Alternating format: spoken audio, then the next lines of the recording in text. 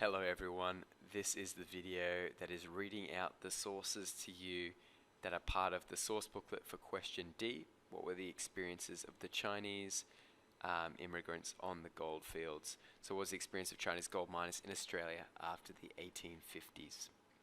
So this here is a source that was originally published on the front cover of the Boomerang newspaper on 11th of February 1888. The main caption, not seen here, was "Wake Australia, wake." What we've got in this source, I don't want to go into too much detail because that's your job to analyze it. It seems like you got a woman there with Australia across her dress, and then you've got a Chinese man with a knife in his mouth, and he's wearing a shirt that says Chinese invasion. Very relevant source. Even to this day, there's some people who still feel this way about the Chinese. So that is source A.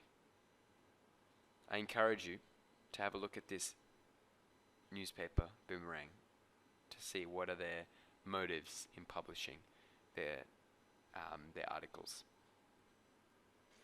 Okay, we've got source B and source C here together. First one, source B, is from the report of the Victorian Goldfields Commission of Inquiry in 1855. What it is, it was an inquiry written by the Victorian government trying to figure out what was going on the goldfields. And this is what the report says about what was going on. Their Chinese immigrants' generally filthy habits are repulsive to the Christian population.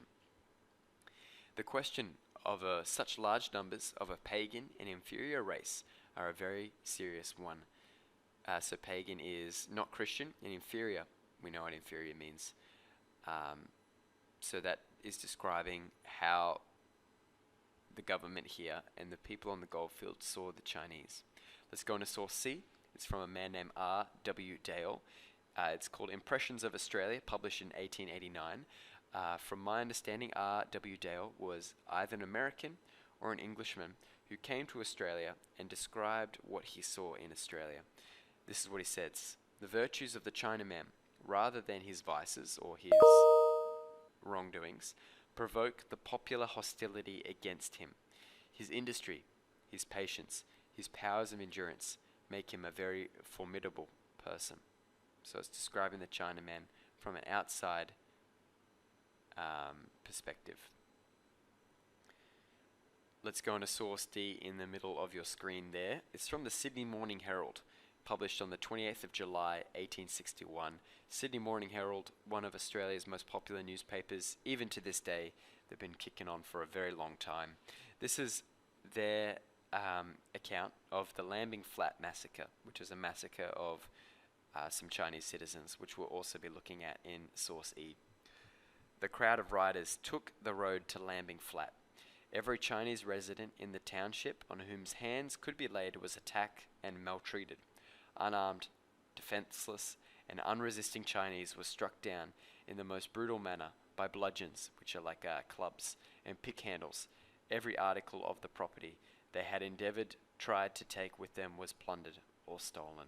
Whenever you see words in those square brackets, if it's just one word, it means it's like a different word for the word in front of it, or it may be extra information to help explain the source. And we'll go down to source E, which is an engraving created by a man named Samuel Thomas Gill, who lived, it was made around 1862 or 1863. It's called Might versus Right, and it's showing us the experience of the Chinese gold miners at the Lambing Flats massacres. This source here is a roll-up banner made around 1860, and it says "No Chinese, roll up, a very anti-Chinese poster. And the last source as part of your source booklet is from source G, and it's a sketch of the Lambing Flats riots, illustrated in the Sydney News on the 5th of August 1880. Although many Chinese diggers were brutally attacked, none were killed.